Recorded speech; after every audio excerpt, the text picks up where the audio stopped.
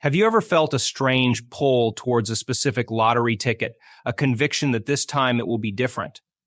Or maybe you've experienced a wave of unease around a seemingly good financial decision, a gut feeling whispering caution. These, my friends, are the whispers of your subconscious mind, a powerful force shaping your financial reality in ways you might not even realize.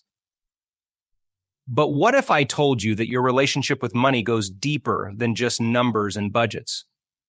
What if I told you that your very perception of wealth, of abundance, is the key to unlocking financial freedom?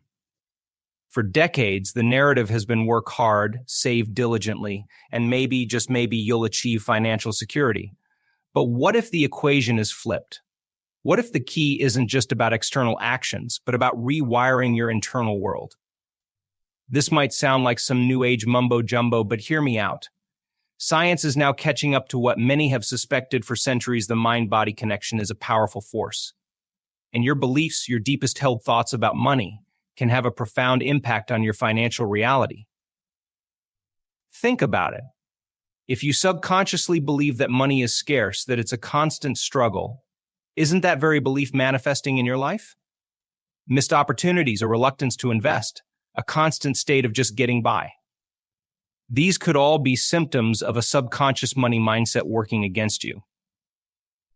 But there's good news. You are not a prisoner of your circumstances. You have the power to rewrite the narrative, to reprogram your subconscious mind for abundance. In this video, we'll delve into the fascinating world of neuroeconomics and epigenetics. We'll explore real-life stories of individuals who have transformed their financial lives by changing their mindset.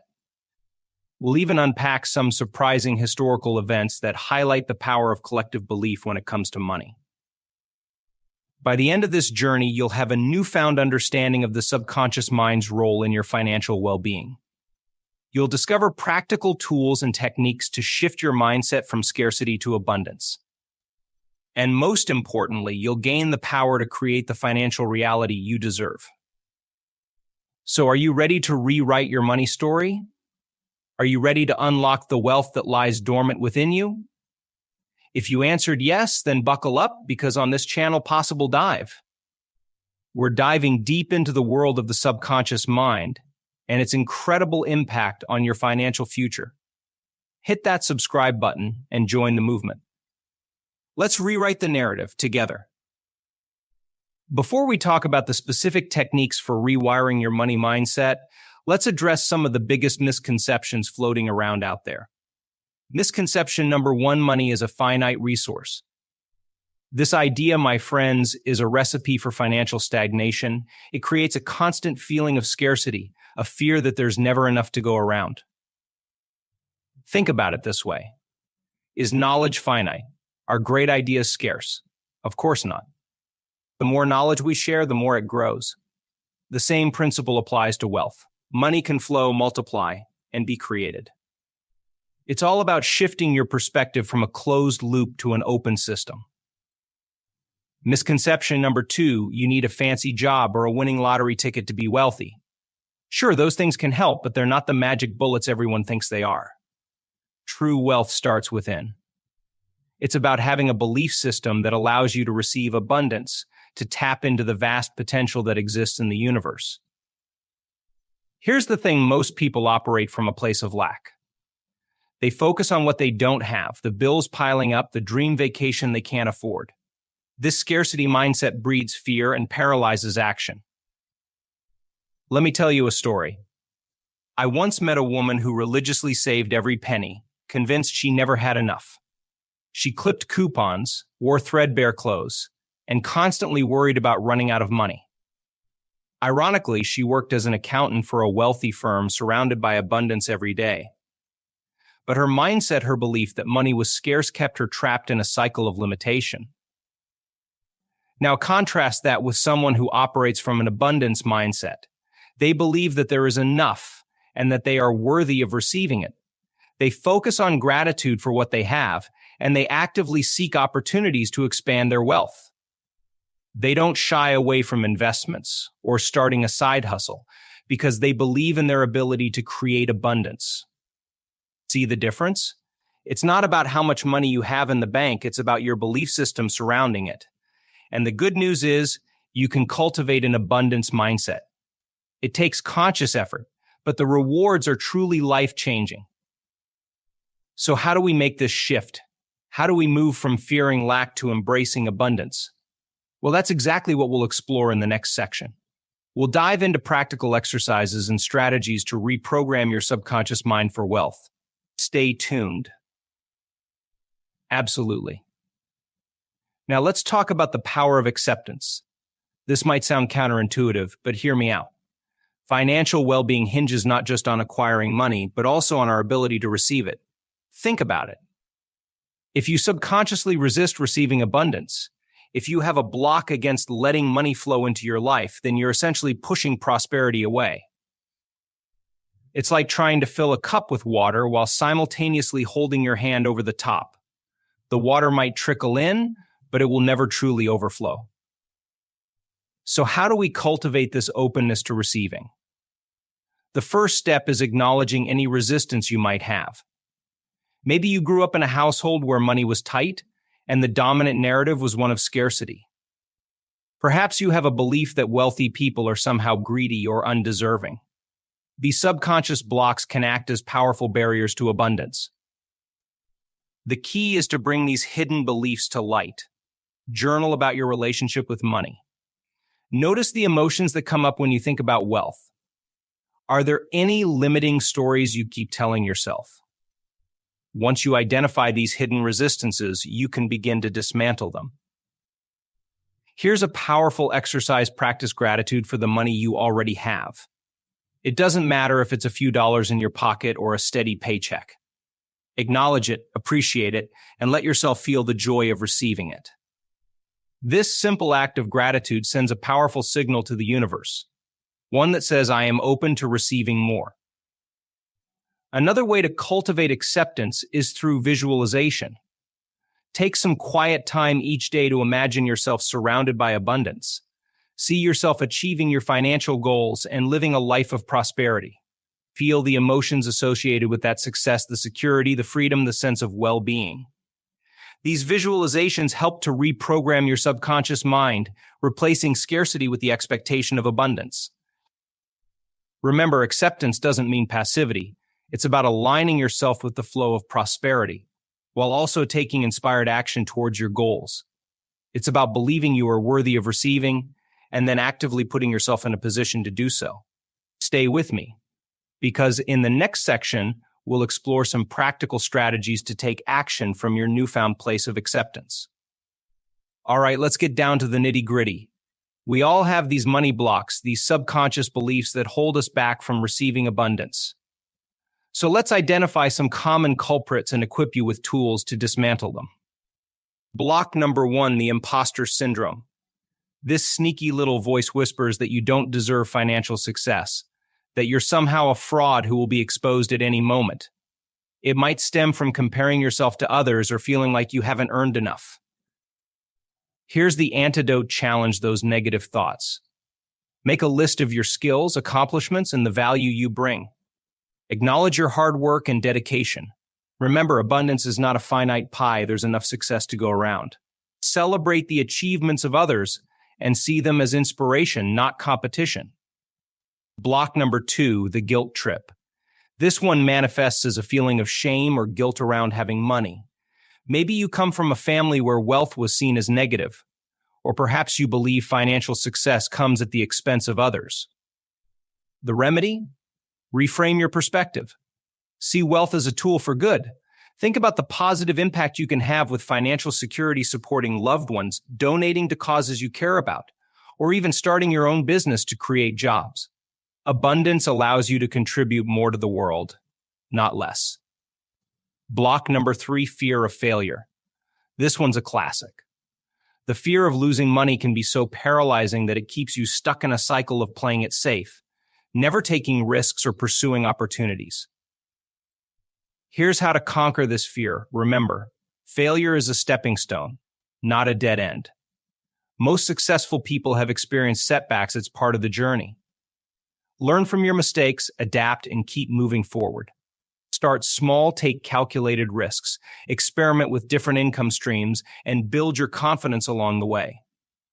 Block number 4, the hedonistic hangover. This block is rooted in the belief that true happiness comes solely from material possessions. It leads to a cycle of impulsive spending and never feeling satisfied, no matter how much you acquire. The cure? Focus on experiences and personal growth, not just stuff. Invest in learning new skills, travel, and connect with loved ones. True fulfillment comes from living a purpose-driven life, not just accumulating possessions. Remember, these blocks won't disappear overnight. Be patient with yourself and celebrate your progress. The more you challenge these limiting beliefs and practice the tools we've discussed, the more open you become to receiving abundance. In the next section, we'll delve into some powerful techniques to solidify your mindset shift and truly manifest your financial goals. Absolutely. Now let's shift gears and talk about the magic of gratitude. It might sound like a fluffy, feel-good concept, but hear me out. Gratitude is a powerful tool for attracting wealth and abundance. Think of it like a magnet. When you cultivate a sense of gratitude for the money you already have, you're essentially sending a signal to the universe that you value it and that you're open to receiving more. It puts you in a state of appreciation, which is a much more fertile ground for attracting prosperity than a place of scarcity and lack. Here's the thing, gratitude isn't just about feeling thankful for the big bucks. It's about appreciating the small things too, the unexpected windfall, a steady paycheck, even the coins jangling in your pocket. Every single cent counts, and acknowledging it with gratitude sets a powerful intention for more abundance to flow. So how do we cultivate this attitude of gratitude? Here are a few practical tips. Tip number 1, start a gratitude journal. Dedicate a few minutes each day to write down what you're grateful for, specifically related to money. It could be anything from having enough to cover your bills to a surprise discount at the store. The key is to be specific and express genuine appreciation. Tip number 2, practice daily affirmations. These are positive statements that you repeat to yourself regularly. For example, I am grateful for my financial abundance, or I am worthy of receiving wealth. Repeating these affirmations helps to reprogram your subconscious mind for success. Tip number 3, celebrate your financial wins. Did you finally pay off a credit card? Did you hit a savings goal?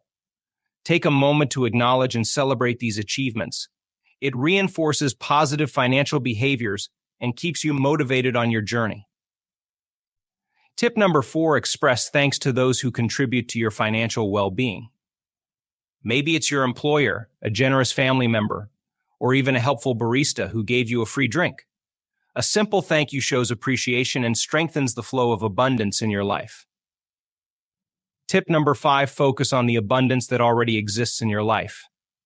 It's easy to get caught up in what we lack, but make a conscious effort to appreciate all the good things you have. A roof over your head, food on the table, and loving relationships, these are all forms of abundance. Shifting your focus to what you already have opens the door for even more. Remember, cultivating gratitude is a practice. The more you do it, the more natural it becomes. And as you develop a genuine appreciation for your finances, you'll be amazed at how the universe responds. In the next section, we'll explore powerful techniques to take action from your newfound place of abundance and turn your financial dreams into reality. All right, folks, it's time to move from theory to practice. We've talked about rewiring your mindset for abundance, overcoming limiting beliefs, and cultivating gratitude. Now, let's get you taking action and turning those financial dreams into reality. Remember, abundance isn't a passive pursuit. It requires inspired action, aligned with your newfound mindset shift. The key is to start small, with manageable steps that build momentum and keep you motivated. Here are a few ideas to get you started. Action step number 1, declutter your wallet. Get rid of old receipts, unused cards, and anything else that represents stagnant energy.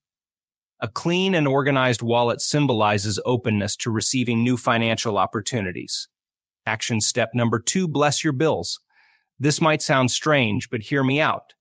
As you pay your bills, take a moment to acknowledge them as stepping stones to your financial goals. Bless them to attract more abundance to cover them with ease. Action step number 3, spend consciously. Every purchase you make is an energetic exchange. Before you swipe your card, ask yourself, does this align with my financial goals? Am I spending out of impulse or from a place of intention? Mindful spending allows you to take control of your finances and attract more prosperity. Action step number 4, start a prosperity practice. This could be anything from setting aside a few coins each day as a seed for future wealth to lighting a green candle symbolic of abundance and focusing on your financial goals. Creating a ritual reinforces your commitment to attracting abundance. Action step number 5, give back. It might seem counterintuitive, but generosity is a powerful key to unlocking abundance. Donate to a cause you care about, volunteer your time, or simply offer a helping hand to someone in need. Giving opens the flow of prosperity in your life. Action step number 6, invest in yourself. This is not about frivolous spending, but about acquiring knowledge and skills that can increase your earning potential. Take a course, read a book on personal finance, or attend a workshop on wealth creation. Investing in yourself is an investment in your future abundance. Action step number 7, track your progress. It's important to celebrate your wins, no matter how small. Keep a record of your financial milestones, big or small. Seeing your progress is a powerful motivator and keeps you on track towards your goals. Remember, abundance is a journey, not a destination. There will be ups and downs along the way, but by taking consistent action and staying true to your newfound mindset, you'll be amazed at what you can achieve. In the next section, we'll wrap things up with some inspiring stories and final thoughts to keep you motivated on your path to financial freedom. All right, folks, let's recap this exciting journey. We've delved into the fascinating world of the subconscious mind and its incredible impact on your financial well-being. We've shattered the myth of scarcity and explored the power of rewiring your mindset for abundance. We've unpacked the importance of overcoming limiting beliefs, those sneaky money blocks that hold you back from receiving what you deserve. Remember, you are worthy of financial success. Challenge those negative thoughts and cultivate a belief system that allows abundance to flow into your life. We've also explored the magic of gratitude. Appreciating what you already have is a powerful magnet for attracting even more. Make gratitude a daily practice and watch your financial reality transform. Finally, we've ignited the fire of action. Remember, abundance isn't just a mindset, it requires inspired action. We've discussed practical steps you can take right now to welcome prosperity into your life, from decluttering your wallet to consciously spending and investing in yourself. So what are you waiting for? Embrace the idea of accepting money. Open yourself to the flow of abundance. You have the power to rewrite your financial story, to create a life filled with security, freedom, and the ability to pursue your dreams. Remember, this is just the beginning. Here on Possible Dive, we'll continue to explore the fascinating intersection of the mind and money. We'll share inspiring stories, practical tools, and the latest insights from the world of financial wellness. If you found value in this video, let me know by giving it a big thumbs up. And to stay tuned for future dives into the world of abundance, hit that subscribe button and join our ever-growing community. Together, let's rewrite the narrative and unlock the financial potential that lies within every one of us. Thank you for joining me on this journey, and I'll see you on the next dive.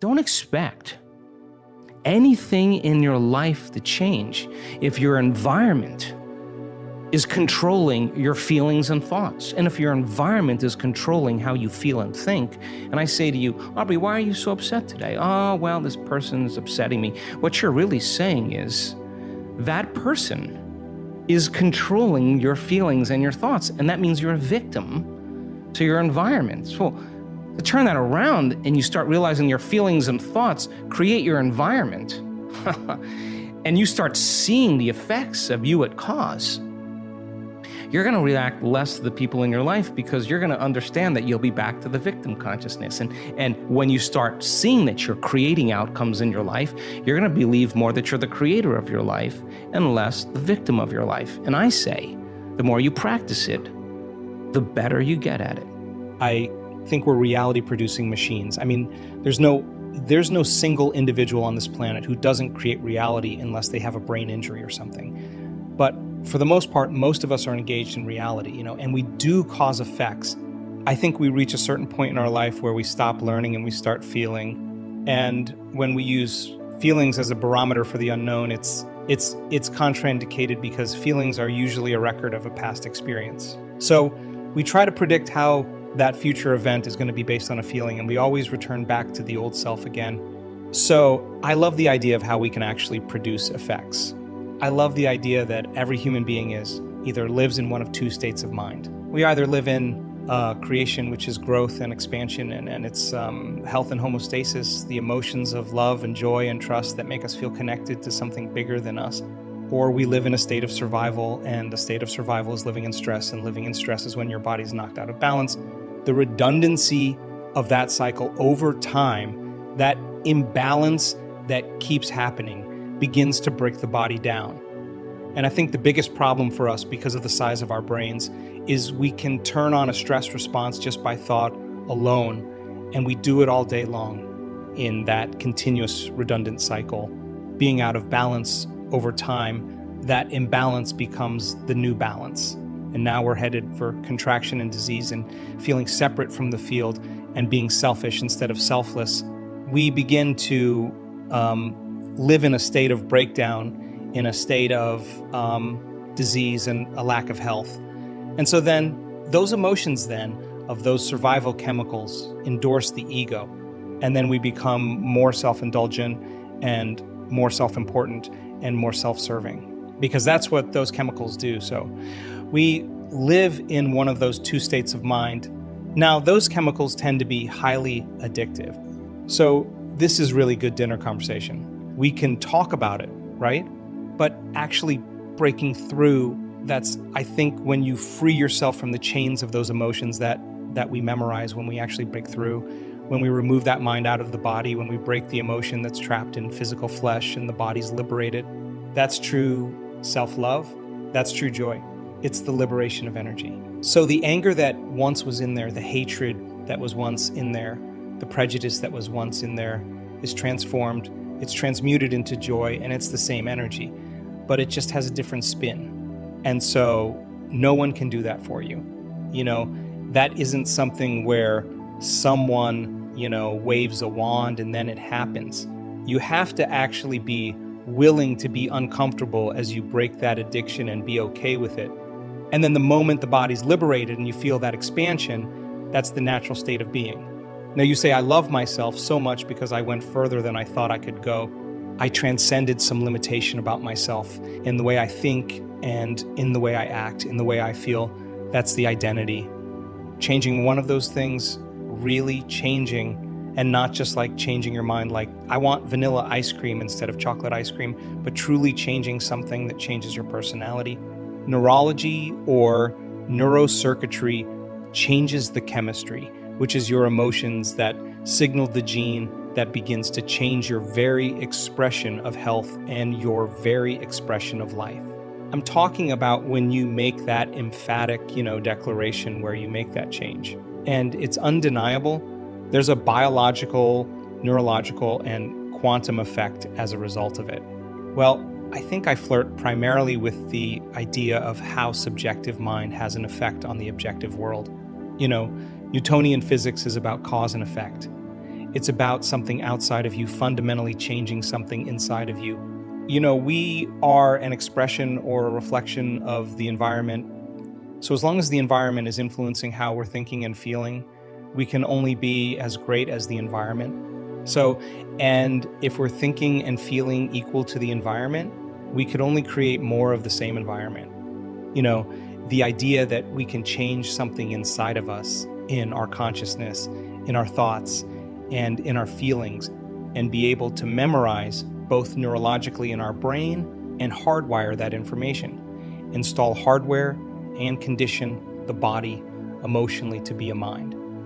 So mind and body are working together. If we're able to maintain that modified state of being, then there should be some evidence outside of us.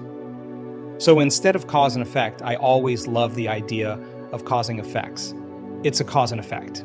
So The quantum model says you can cause and effect. And so I think where we get stuck with that is the idea that, that it has to be predictable, that we should be able to know how it's going to happen. And that is, I think, our biggest error, because we can never control the outcome of the unpredictable. That's the quantum model. It has to be uncertain. It has to come in a way that we least expect, that surprises us, that leaves no doubt that what we did inside of us produced some effect outside of us. And when you begin to have those small synchronicities at first, and then they turn into larger and larger events, and you experience that awe and that wonder, or that joy and appreciation for being alive, I think that's the natural state of being. I think that's having that kind of sensibility coming from within us instead of needing something outside of us to change our state. To become abundant, we have to overcome the old personality. And that's 95% of who we are, right? Yes. So then, the side effect of the beginning of this process is a lot of discomfort. It is a lot of discomfort because you're stepping outside the known into the unknown, and now you can't predict. It's scary. No, It's you'd fearful. rather hold on to your lack. The pain, the and suffering. Rather tell the story of that. At least it makes you feel something that's familiar. When you step outside and you're saying, I'm not going to complain about money any longer. I'm not going to complain about I don't have any. I'm not going to judge other people who do. I'm not going to say I can. I'm not worthy. It's never going to work. All those things got to go. I'm not going to feel lack. I'm not going to feel unworthy. I'm not going to feel separation. I'm not going to feel resentment. These are the things that are keeping my reality the same. Now it's no longer about abundance, about who you become. Mm-hmm. So the overcoming process becomes the becoming process. And so many people come to this work. They want abundance. They want healing. They want a new relationship. They want a new career. They want the mystical, but really they want wholeness. And they want healing. They want peace. They want wholeness. Because they feel unwhole. Well, when you're in lack or you're in separation, you're not whole. Imagine feeling so much wholeness that's impossible to want. That's what we're working on with people. Then you can really enjoy a sunset. Then you can really enjoy a meal. Then you can really enjoy your friends. Our routine known thoughts and feelings perpetuate the same state of being, which creates the same behaviors and creates the same reality. So if we want to change some aspect of our reality, we have to think, feel, and act in new ways. We have to be different in terms of our responses to experiences. We have to become someone else. We have to create a new state of mind. We need to observe a new outcome with that new mind. From a quantum standpoint, we have to create a different state of being as an observer and generate a new electromagnetic signature. When we do, we will match a potential reality in the field that exists only as an electromagnetic potential. Once that match exists between who we are being, what we are broadcasting, and the electromagnetic potential in the field, we will be pulled toward that potential reality, or it will find us. I know that it's frustrating when life seems to produce an endless succession of minor variations on the same negative outcomes. But as long as you stay the same person, as long as your electromagnetic signature remains the same, you can't expect a new outcome. To change your life is to change your energy, to make an elemental change in your mind and emotions.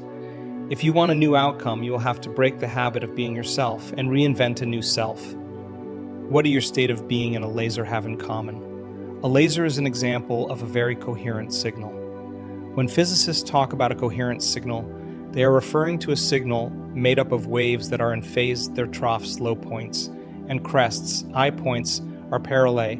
When those waves are coherent, they are much more powerful.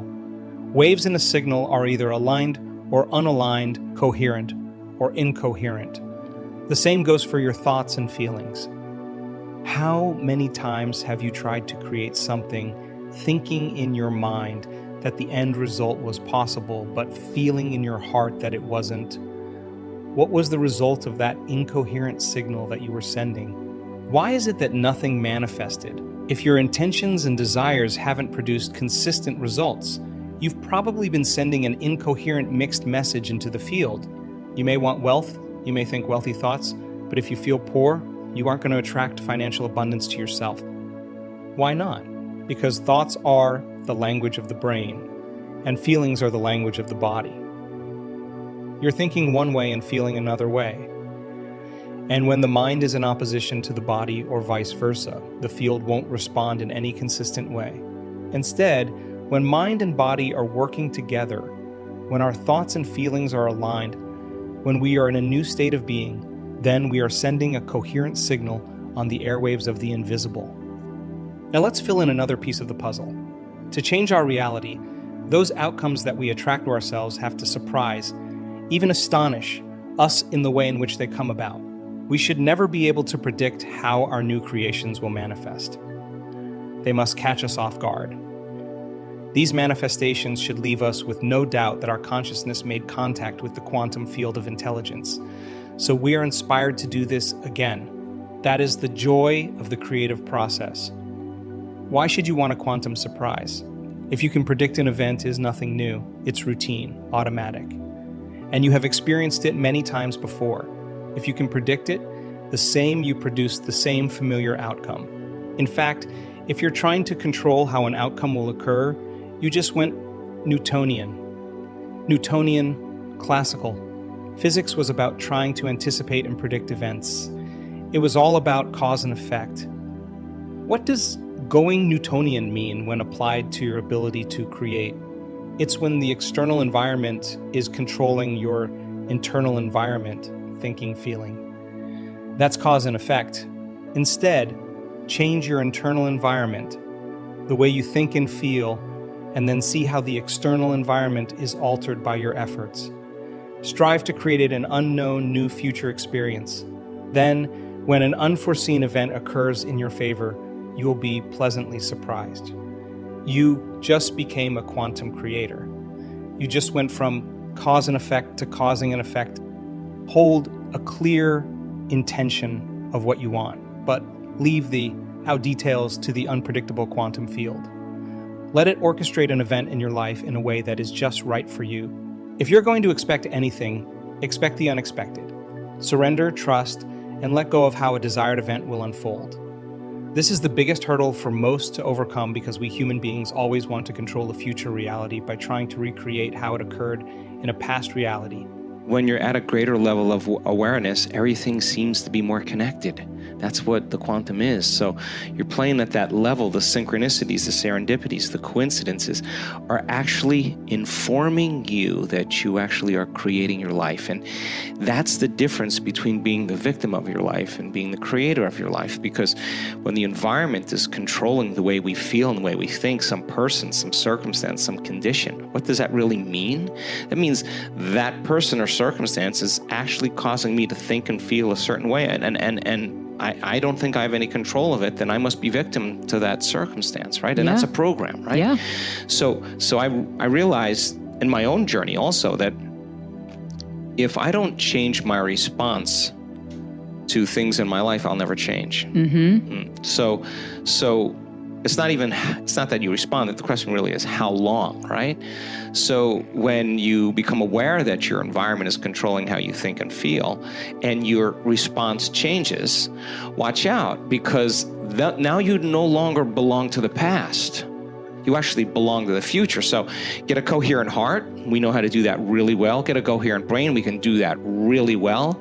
Have people take all of their attention off the material world, off of everything known, go from a convergent focus to a divergent focus. We got the data to prove that if you keep putting your attention on nothing, on space, somehow the brain gets highly organized. So now, brain coherence, heart coherence, you synchronize your energy to whatever it is you want. And you got to sustain that state. You can't. We've had people that have healed themselves from Parkinson's disease, from cancers, from ALS, literally remission of the condition, and then have bad news. And in 1 hour driving to the hospital, all of their symptoms came back after being completely healed for 2 years. That's how strong those emotions are, right? So in your circumstance, right, I want people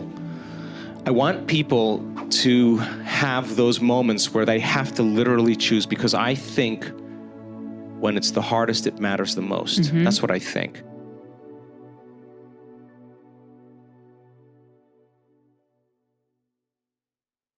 It's very interesting how you're speaking about actually using the energy in the lower centers in a much more constructive way So, funny question, but do you ever release it in the opposite direction? Or do you always use constructively? Oh, no, I'm a human being, of course, but it's the consciousness, it's the consciousness in which you do it. Now, let's have a mature conversation about that. Because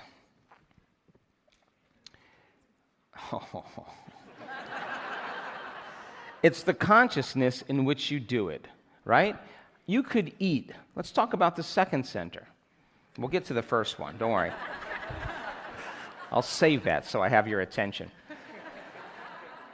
You know, we ran a multidisciplinary clinic in the United States. We would move more than 100 people through our clinic in a day. And a lot of the doctors in the community would send all of their patients to our clinic because we dealt with chronic conditions. And chronic conditions require a lifestyle change. Acute conditions like appendicitis or you break a bone is really acute. Medicine works so great for acute conditions, but chronic conditions, not a lot of people want to take that on because it means you got to make different choices. You got to change. You got 3 types of stress: physical, chemical, and emotional. You have 3 types of balance: physical, chemical, and emotion. And you got to get at least 2 of those in order before the third one comes around. Get someone more chemically balanced, more physically balanced, they're going to be more emotionally balanced. Get some more emotionally balanced, more chemically balanced, they're going to be more physically balanced. And so we would work with these conditions, but we had a lot of people that came to my office that, they ate they had so much rigidity around their food. Now, I eat healthy, but they ate, they were a little over the top. And those were the people that had all the health conditions.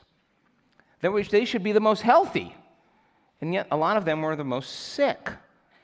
And why? Because underneath their need to control everything, including their food, is this tremendous amount of rigidity and fear of not being perfect. And we could give them all kinds of chemicals, or we can sit down and eat a great meal, and it's not going to change their health because there's a deeper condition that's running as a program that's stopping them from metabolizing the very food. Because when you're in fear or rigidity, the cells close down to nutrition because you're in survival. And so the cells don't absorb, they don't eliminate, they don't secrete, they don't communicate. That's because we don't do any of that when we're in survival. And a cell is just a small packet or a battery that we live off of. And we have 70 trillion to 120 trillion of them. So if the second center is out of balance and the person is eating a meal and they're worried about the food they're going to eat and they're judging everything that they're eating, then it makes sense then that coming from that consciousness, they're not going to be metabolizing or using this center at its height. Are you with me still? Now think about this. Why do people pray at the dinner table? Why do they take a moment and they give thanks?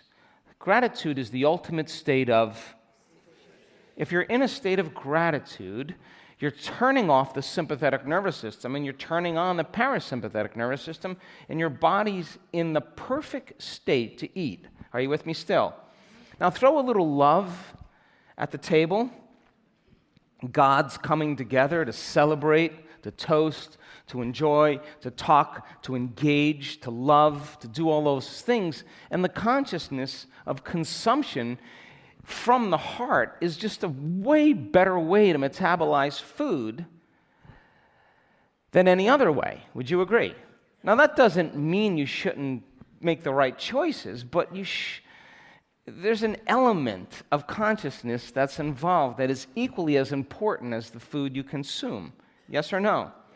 And you could be the most successful person in the world and be so caught up in your ego and your importance and your power that the same thing happens. You're the most unhappy person in the world and you don't know how to love because energy was stuck in this center.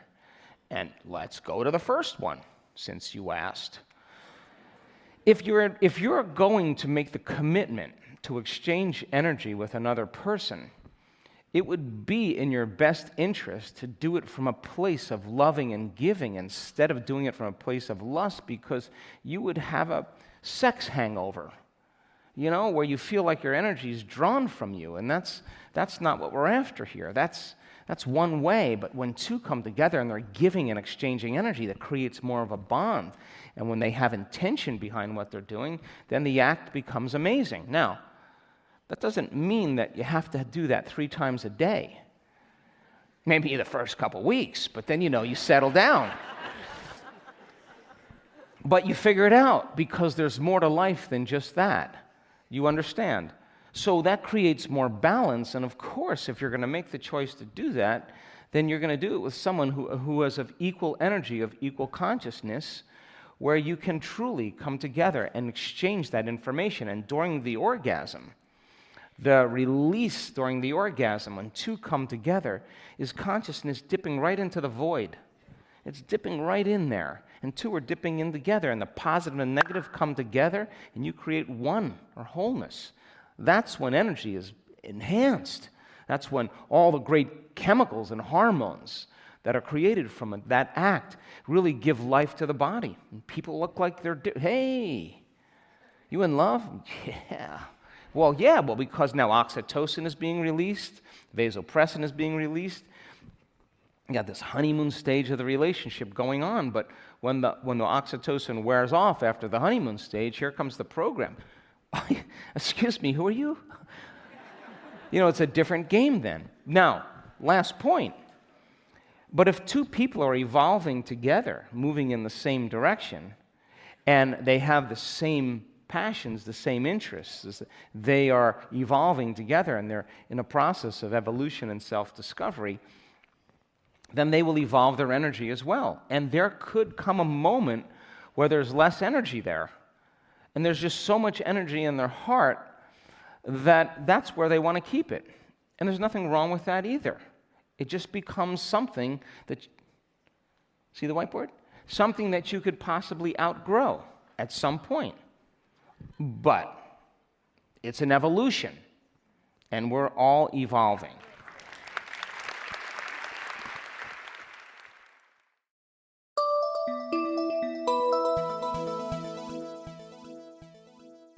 Her native language is Spanish.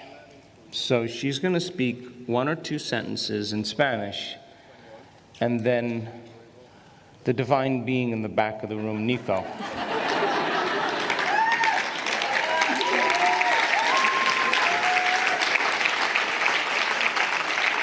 is going to bellow his voice into the space that the room occupies in space. Start from the very beginning, when you were diagnosed. In Spanish, okay? En español, por favor. Todo comenzó por un día en la mañana, el 22 de abril del 2016. Everything began on one day in the morning, on the 22nd of April, 2016. Ese día en la mañana a las 8 me hice un ultrasonido de rutina. That day in the morning at 8 a.m., I had an ultrasound, a routine ultrasound examination. Termino mi estudio y me voy a la Ciudad de México, donde conocí a Joe Dispenza. Then I finished my study and I went to Mexico City, where I met Joe Dispenza. Allí estuve en el workshop de El Progresivo y obtuve todos los conocimientos y la información necesaria que no sabía para qué. And then I was there at the Progressive Workshop and I got all of the knowledge and all of the necessary information. I did not know yet what for. Mis 3 días atendiendo el taller de Joe Dispenza, In my 3 days attending the Joe Dispenza workshop, lo que yo viví esos 3 días no los puedo comparar con nada antes. what I lived over those 3 days is something that I cannot compare with anything else before. Nunca antes había meditado, nunca antes creía en el Creador. I had never before meditated, and I had never ever believed in the Creator before. God, that is. En Dios, quiere decir.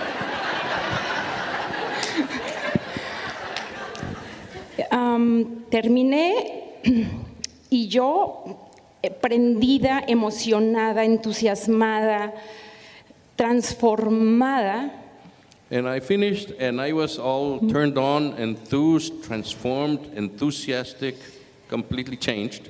decidí dejar a la de antes y empezar a hacer la nueva. And I decided to stop being the one before and begin to be the new one.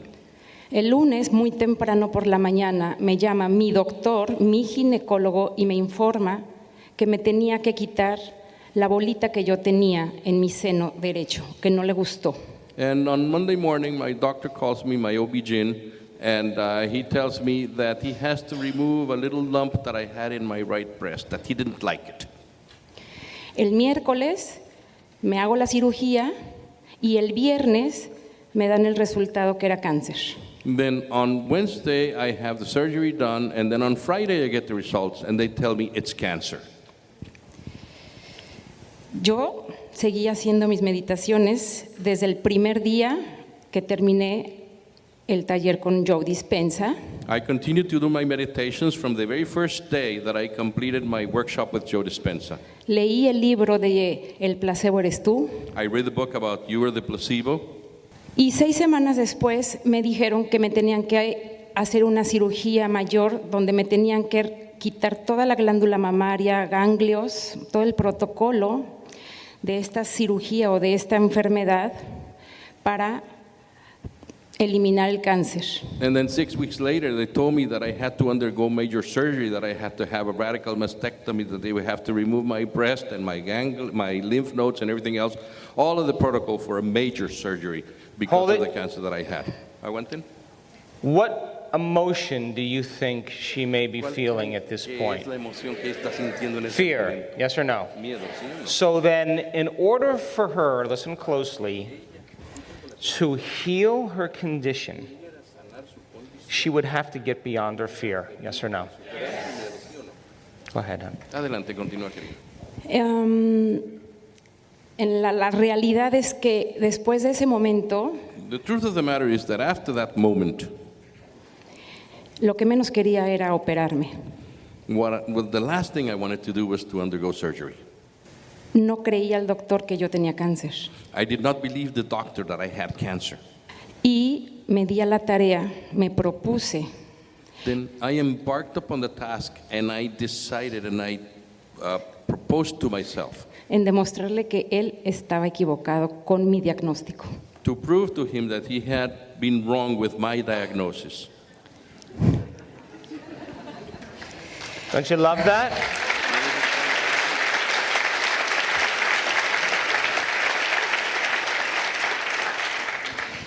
Seguía haciendo mis meditaciones, pero cada meditación que yo hacía entregaba el alma, lo hacía con pasión, con ahínco, con mi vida, cada meditación.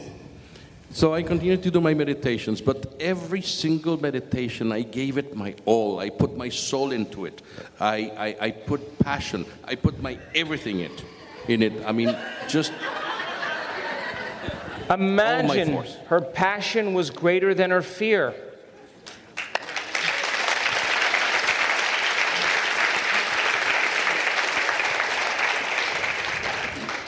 Seis semanas después me hacen una biopsia, 6 semanas después. 6 weeks, they do a biopsy on me. 6 weeks later. Y el patólogo me informa que era cáncer del más agresivo, HER2. And the pathologist tells me that this is one of the most aggressive forms of cancer.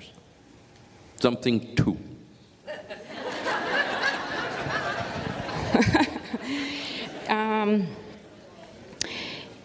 Y que tenía que aplicarme 18 quimioterapias. And that I had to have 18 sessions of chemotherapy. Dije no. I said no.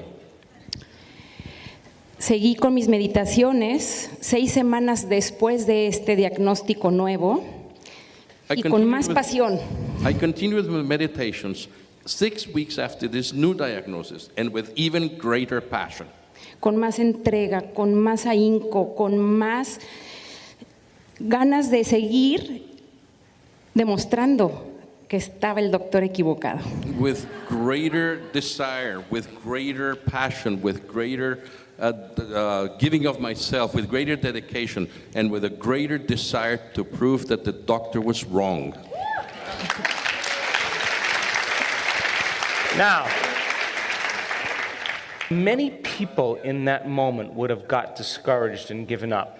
Yes or no? Yes. They would have felt a sense of deflation. Like, I just gave 6 weeks of my life, everything I thought I could give. And they just quit.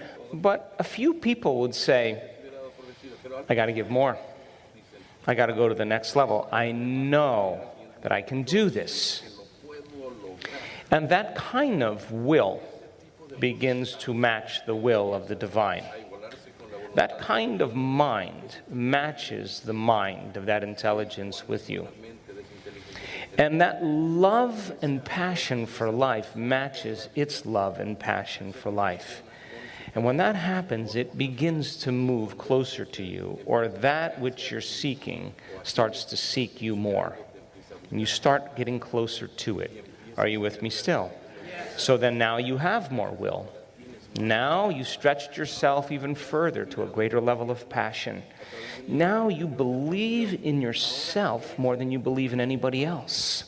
And now you're starting to gain a little bit more momentum and a little bit more power, but the test isn't over yet.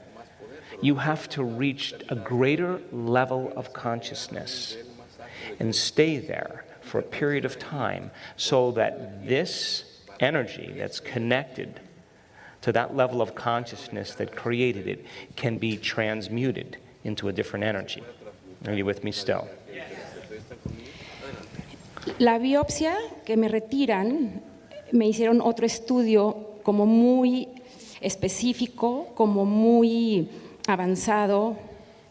On the biopsy that they took from me, they did another essay, another study that was like very specific and very advanced. Se llama Mama Print y me lo aplicaron en Los Ángeles, California. And this is called the Mama Prim, and it's done in Los Angeles, California. Este estudio se basa en el ADN. Te retiran algo del ADN y es como hasta molecular, es como muy preciso el estudio, muy avanzado. And this essay, this study is very precise. It has to do with DNA. They take your DNA and they do something with it. It's a very advanced study. Me lo entregan, los resultados me los dan 6 semanas después. They give me the results 6 weeks later. Y ahí me iban a determinar si eran 18 quimioterapias o más. And they were going to decide at that point whether it was going to be 18 sessions of chemotherapy or even more. Yo seguía haciendo mis meditaciones día a día y con un afán y un ahínco de seguir demostrando que no tenía cáncer. And I continued with my meditations with great dedication, with great determination, and with this decision that I'm going to prove that I don't have cancer. Los resultados llegaron y me llama mi doctor y se sorprendió muchísimo preguntándome qué hice. And then the results came back, and then my doctor calls me. He was very surprised, very amazed, and he was asking me, "What did you do?" Did you tell him you epigenetically signaled new genes in new ways?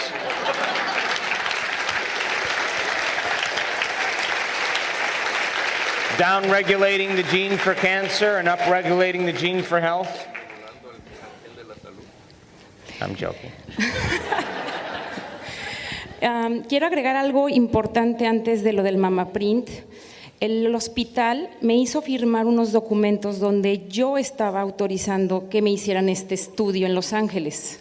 I want to add something that before I had the Mama Print done, the hospital had me sign some papers where I was authorizing for the hospital to perform these studies in me in Los Angeles.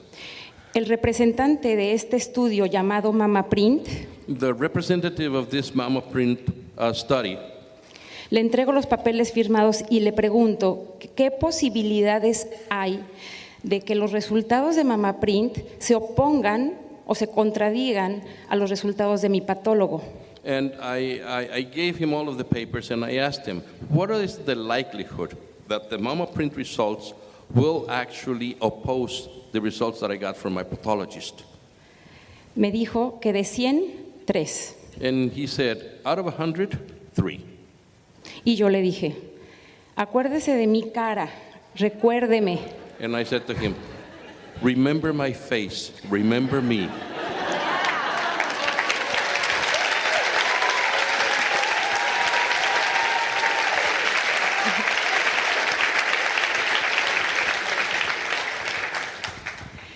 Finalmente llegan los resultados, no tengo HER2, ya no Finally- necesito quimioterapias. Finally, the results come out. I don't have HER2, and I no longer need chemotherapies. Mi familia no se quedó contenta. My family wasn't happy. Mis amistades tampoco. My friends weren't either. Mi doctor, menos. My doctor, much less. Y mi familia me dijo, vamos a llevarte a Houston. And my family said, let's take you to Houston. Entonces fuimos a un hospital, el Metódico en Houston, So then we went to a hospital, the Methodist in Houston. Wait a second. So, do you see now that the test is not over for her yet? Would you agree that anybody who didn't have a will like she created would start doubting themselves? And the doubt would bring them back to the past, and it may actually prove to them that they were right all along. Yes or no? So then she had to be greater than her doubt. She had to have a level of energy or conviction or absolute knowingness that was greater than her doubt. And that's the stance she took. Does that make sense? Especially when your concerned family thinks that you've lost your mind to a cult or to something, and all of a sudden they think you're crazy and you don't know what you're doing. You know, you got to face off with that too. And you got to be greater than your environment. Llego con el doctor en Houston y pareciera que él quería encargarse de demostrarme que sí tenía cáncer. And I get to see the doctor in Houston, and it would seem like he was like in charge of proving to me that I did have cancer. Que mi That's doc- because that's how his brain is wired. Entonces me hizo de todo otra vez, desde el principio hasta el final, todo. But tell him what he told you about the doctors in Mexico. So then he did, espérame tantito. So then he did everything, you know, he started to do all the studies from the beginning to the end. He reproduced all the same tests. Porque dijo que mi doctor, que era mexicano, no era bueno. Because he Y said, demostraría que estaba equivocado. because he said that my doctor, since he was Mexican, he was no good, and that he was going to prove that he was wrong. Hicimos todo de nuevo y a las 6 semanas después me hace una llamada desde Houston y me informa, sí tienes HER2. Mi equipo de patólogos me lo confirmaron. And then 6 weeks later, he calls me from Houston and he says, you know, you do have HER2, and my pathology team has confirmed it. A los 3 días después me entrega otro resultado de un estudio parecido al Mama Print que se llama FISH. And then 3 days later, he gives me the results of another study that is similar to the Mama Print that is called FISH. Y me llama y me dice, And he calls me and he tells me, ¿qué hiciste? what did you do? ¿A quién le rezaste? Who did you pray to? ¿Haces magia negra? Do you do black magic? Le digo no. I said, no. Y dice, ya no necesitas quimioterapias. And he says, you no longer need chemotherapies. Adiós. Goodbye.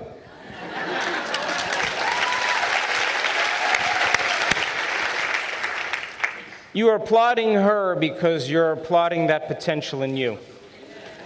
And I want you, as a student amongst this group, no different than anybody here, right? I want you to tell them what you learned from the experience. Like, what piece of advice, as someone who's just overcome such adversity and never let her energy drop, or at least if she did, she got it back, and she kept believing in that future. What would you tell this beautiful group of people as a small little pearl of wisdom that they can begin to integrate into the bird that's rising from the phoenix burning itself on fire? Que confíen en ustedes, confíen en esa voz interior que les dice lo que pueden ser capaces de hacer y de lograr. To trust yourselves, to trust in that inner voice that tells you that you are capable of achieving whatever it is that you want to achieve. Hold it. So then, in order for you to do that, you would have to silence the voice over and over again that may be a louder voice that's telling you to believe in someone else. Yes or no? Yes. So then if you start believing in that voice more, and you start putting more of your attention behind it, and becoming more aware of it, and letting that thought lead to a different choice, to demonstrate a different behavior, to reproduce a similar experience, or a new experience, or a more evolved experience, to change your emotional state. Would you agree then? That voice in your head will become louder and you'll listen to it more. Yes or no? That's called change. Go ahead, my dear. Quiero solo terminar una parte que sí las quiero compartir. And I want to finish with a part that I really do want to share with you. Ambos doctores llegaron a la conclusión de que, ok, te vas limpia, 0 quimioterapias, pero tienes que tomar un medicamento que se llama tamoxifeno por 10 años, And diario. both doctors agreed that, okay, you're clean, you can go, no chemotherapy, but you're going to have to take a medication called tamoxifen for the next 10 years. Just can't let it go. Right.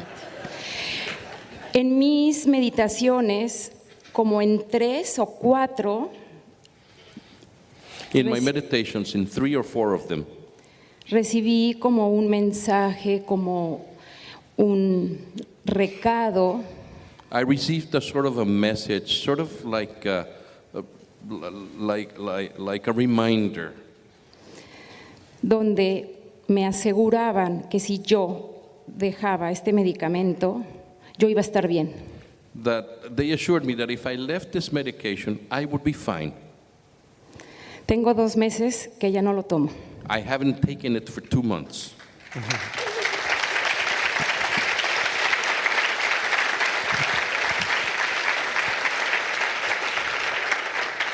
Confío plenamente en lo que me informan, en lo que me llama y me dice en el campo cuántico. Confío plenamente que voy a estar bien y que no voy a necesitar nada de medicamento. No lo necesito. I fully trust in what I'm being told from the quantum field. I trust fully that I will not need this medication. I do not need this medication. Así. Thank you.